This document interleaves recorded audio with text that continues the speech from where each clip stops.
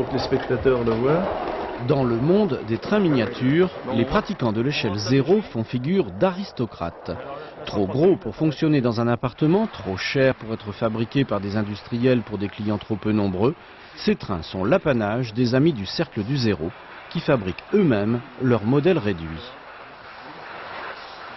Le 0, ça correspond à l'échelle 1/43e, c'est-à-dire que toutes les dimensions réelles sont divisées par 43. Voilà.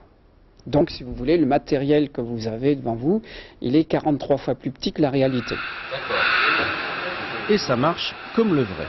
Tout un univers de gares, de dépôts, de signaux, d'ambiance ferroviaire, jusque dans la musique même du chemin de fer. Écoutez voir.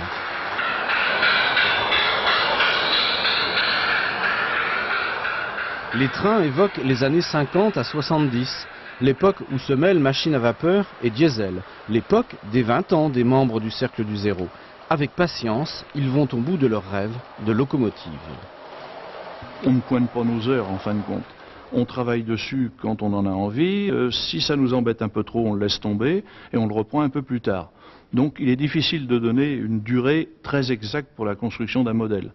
J'en ai un qui m'a demandé 2 ans parce qu'il me gênait au montage, et puis il y en a d'autres qu'on monte en une dizaine de jours. Les modèles et les décors aussi. Chacun réalise dans son garage quelques mètres de voies ferrées et de paysages. Dès que l'occasion se présente, le réseau est assemblé pour quelques jours. Actuellement, nous sommes à la recherche d'un local pour pouvoir mettre le réseau, on n'a pas. Et on ne fait fonctionner nos trains que quand nous faisons des expositions. Parce qu'autrement, on ne peut pas installer ça chez nous, c'est trop important. Pour ce changement d'année, les trains du cercle du zéro vont à la rencontre du public et rouleront à la Maison des Hommes et des Techniques dès les premiers jours de janvier.